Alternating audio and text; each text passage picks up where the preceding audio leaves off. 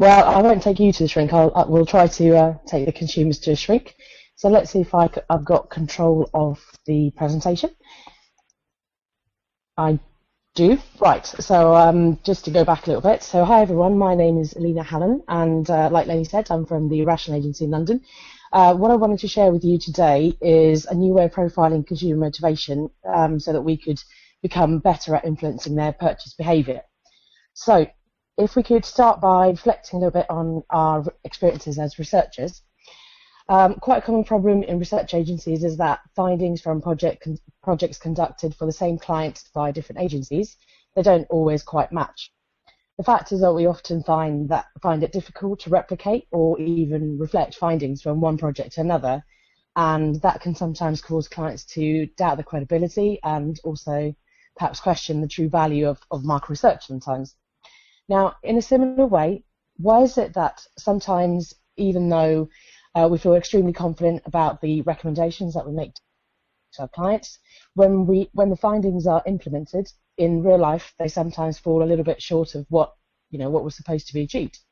So, for example, there's the advertising campaign that fails to persuade the target audience. There's the price promotion that doesn't quite achieve the sales it's expected to, and so on. So I think that's probably sounds quite familiar to many of us. And I wondered, could it be that there's something else at play, something that we don't know about? So our job as researchers is to understand consumers so that we can help our clients to influence their behaviour. That's basically our job. So whether it's eating more chocolate, booking a holiday, or buying a new car, those are all things that we want to help our clients influence consumers' behaviour in. We also try to predict how consumers might react to marketers' attempts to persuade them. So will they love the new TV ad? Will they buy the washing powder that's buy one get one free, and so on. To achieve this, we try our hardest to build a picture of the consumer and get inside their heads by using, for example, demographic, socioeconomic, and psychographic measures, among other things. However, we're still often left guessing how we could best influence consumers' behaviour, and we're perhaps left a little bit unsure of how they'll react to these attempts to persuade them. So my question is, if we're still sometimes failing to fully understand the consumers, is it possible that we're actually missing something important? Oh no, we've gone one too far. So as an industry, and things that we think affect the consumer's decision-making process. So, for example, attitudes, values, and tastes. Now, we all know that we all know that we can't really target an average consumer. So instead, we usually profile them based on these things, and then use that for our recommendations.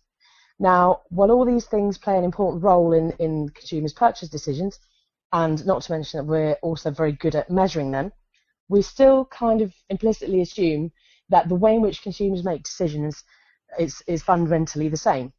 But is that really true? For example, in a segmentation, these things, so attitudes, values, and tastes, or as we usually call them, likes, they might, and a couple of other things, of course, they might explain what, where, and how people are buying things, even a little bit about why they buy. But it's still missing the key link of how we can influence these things and consumers' behaviour in the best possible way. Because attitudes and tastes, basically, they just give us the content, but not really the triggers to change behaviours. Now, there's over 20 years or there's quite a lot more, of consumer psychology research, which suggests that there are significant differences between individuals when it comes to making purchase decisions. So, in other words, just like consumers are different in their attitudes and tastes, they're also different in their cognitive processes and how they make decisions. So what this considerable body of research suggests is that in order to persuade consumers, we need to understand their deeper goals and motivations. Now, these deeper goals and motivations are basically characteristics of the way in which people make decisions, regardless of category or product, and they're consistent with the way in which they act in all their decisions, so not just when they're buying things. Now, here I think I need to distinguish between temporary and permanent goals. So, for example, temporary goals are things like I want to go on holiday, I want to buy a coffee, so much more in the moment and serving kind of an instrumental need. Whereas permanent goals are more in the sense, well, in the sense that I'm talking about them today, are more in the context of how someone's mind works, which is more sort of all-encompassing and a slightly high level.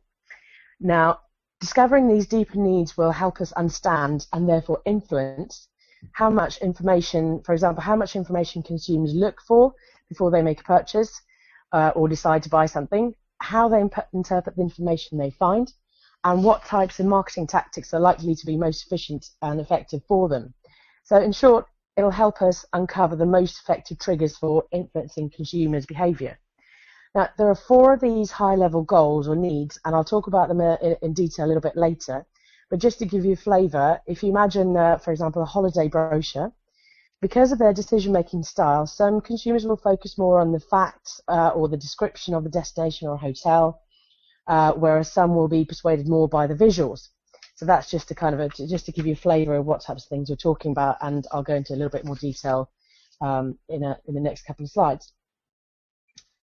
So the reason we need to understand this is that when consumers are making a purchase decision, they make their decision based on what best meets their goals, their personal goals for that particular situation. So in terms of both the temporary and permanent goals, although today we're just focusing on the permanent goals.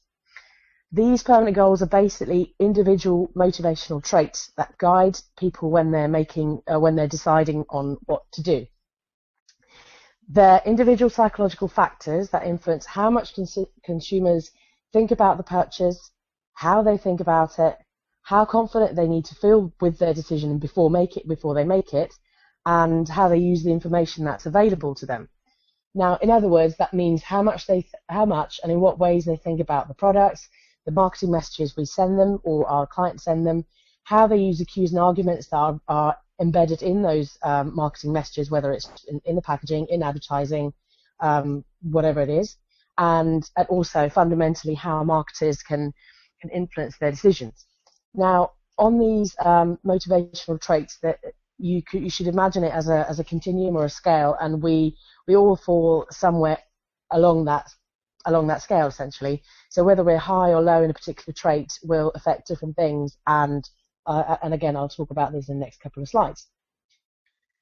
So basically, there are 4 motivational traits that drive all of our decisions, and I'll just go through them quickly and then I'll explain each one in detail. So they are need for cognition. These are the 4 most important traits that marketers need to understand. So these are need for cognition, so that's how much someone enjoys thinking or spending effort in thinking. The need for cognitive closure, which is effectively how quickly someone wants to make a decision. The need for affect, so how much emotion someone wants to experience.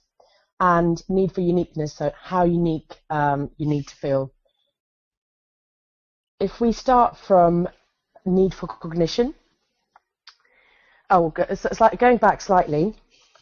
These 4 traits can be called sort of meta motives, that in the sense that they're not directly related to any particular purchase decision, but they guide our decision making more broadly. So like I said before, they're sort of high level needs that we need to satisfy in all our decisions.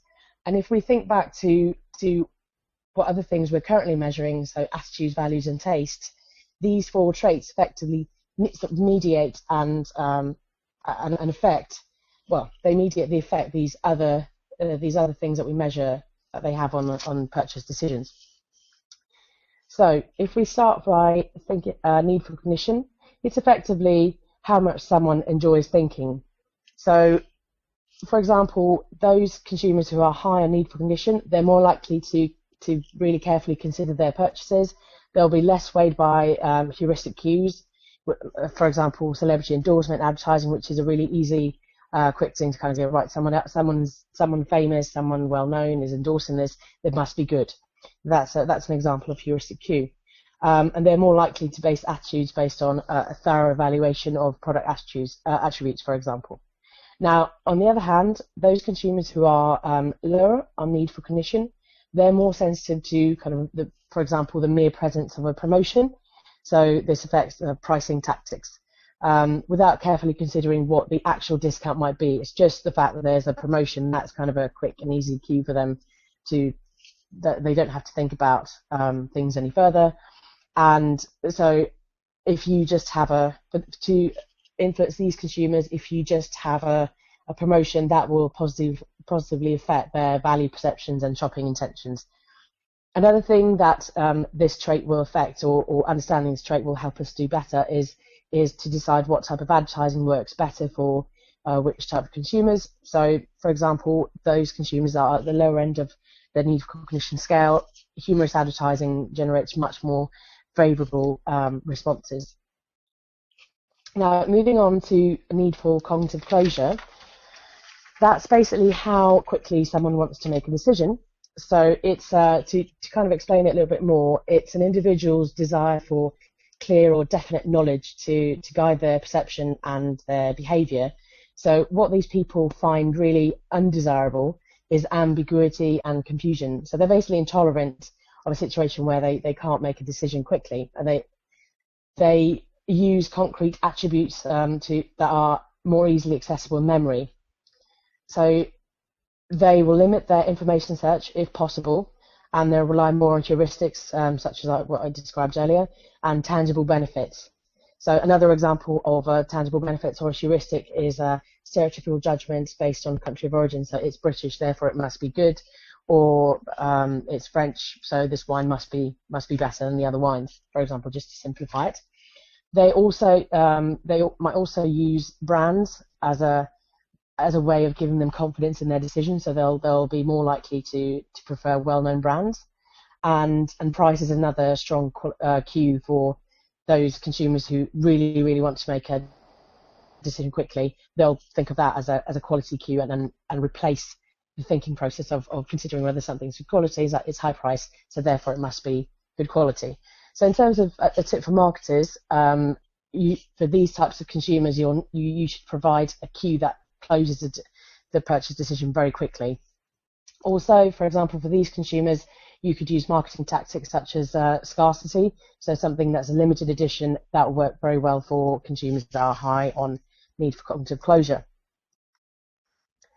And for example, in the context of retail grocery shopping, the consumers that are high need for cognitive closure, they'll be more likely to make an effort to search for price and promotional information. And the third one is need for affect. So that's how much emotion someone wants to feel. So if you just imagine Bridget Jones, she's quite emotional, and basically she seeks out a lot of emotion in her life. That's kind of what satisfies her. So these consumers, how this affects their purchase behaviour is that they'll be more affected by emotional advertising because they are drawn to and want to experience strong emotional states.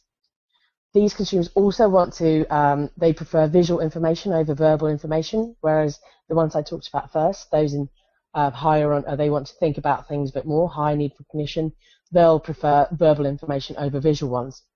They're also consumers that have a high need for affect or emotion. They're more likely to have extreme attitudes, they're more prone to impulse shopping, they'll prefer brand names with strong emotional cues. So these are types of things that what this trait affects in terms of purchase behaviour. And finally, last one that we need to consider is the need for uniqueness. So basically, how unique a consumer needs to feel. These consumers, those consumers that are high in need for uniqueness, they have a tendency to pursue that through consumption. So they have a desire for scarce or innovative and customised products. So they're more likely to make unconventional choices.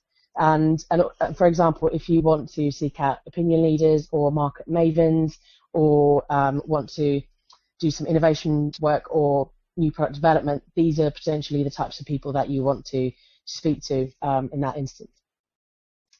Now, so what do we do with all of this? So there are established and scientifically validated scales that are available in the academic literature. So these scales can be included, for example, in segmentations, UNAs, ad testing, to add a deeper layer of profiling. And this will effectively help with predicting consumers' reactions to marketing tactics more accurately than what we can at the moment. and we can also have more confidence in our recommendations to clients. So, for example, we can profile a sample of retailers' customer base, which would give us a good picture of what types of promotions are likely to be most efficient and why. And then we can tailor future promotions and messages to be consistent with the decision-making style of their typical customer. Now, we can also tailor recruitment screeners to avoid psychologically biased samples or ensure specific target audiences. And this in particular might help with achieving consistency from one project to another, because at the moment we might have samples that have been demographically and sometimes even psychographically matched. But what if two projects have entirely different types of people as respondents when it comes to their deeper psychological needs and decision-making styles? That could help explain why we find it difficult to match the findings from different projects. So just to kind of wrap up, our current ways of profiling consumers are not enough to accurately measure and predict their reactions to marketing actions. What we need to do, they're also not efficient in uncovering consumers' deeper needs and goals, and that's crucial for us as researchers, and especially for our clients, to understand if we want to figure out the most effective triggers to influence consumers' behaviour. So this type of motivational profiling essentially adds a deeper layer of understanding of consumers' needs, in addition to what we currently do in terms of demographic and psychographic measures. And it will help us predict more accurately how different groups of consumers will react to marketing activities such as advertising and pricing, and most importantly, provide genuinely actionable recommendations for our clients. And that's really all I wanted to share with you today. And now I'd love to have some questions from you. So back over to Lenny.